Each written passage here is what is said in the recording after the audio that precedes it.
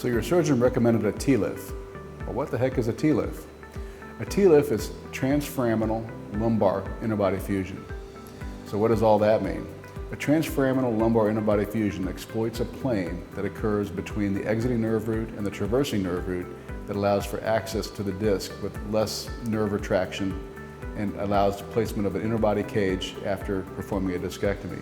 The goal of a TLIF is to actually decompress the nerve directly and also to provide a spacer into the disc to open the disc space up, which will indirectly open the space for the nerve. The procedure can be performed two ways, one with a small midline incision using a technique called medialized pedicle screws or cortical bone trajectory, or it can be done what's called a MIS TLIF, minimal invasive TLIF, using tube retractors and percutaneous pedicle screw fixation. Percutaneous means through the skin with x-ray guidance, no big incision. Both carry with it fast recovery times, usually outpatient surgery, sometimes overnight stay, and usually return to full function by 6 months. I'm going to show you an example of a TLIF and what it entails.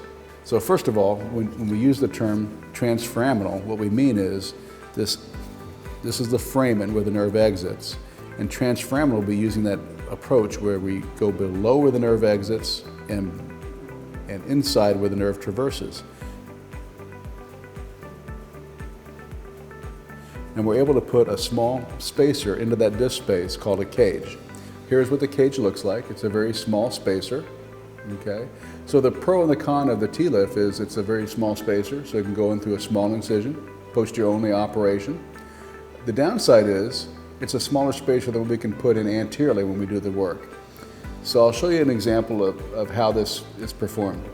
One way to do the TLIF would be to use a tube system to come down and dock onto the spine, and the cage will go in through this space right here, right below the exiting nerve root and the traversing nerve root, and go into the disc space in that manner.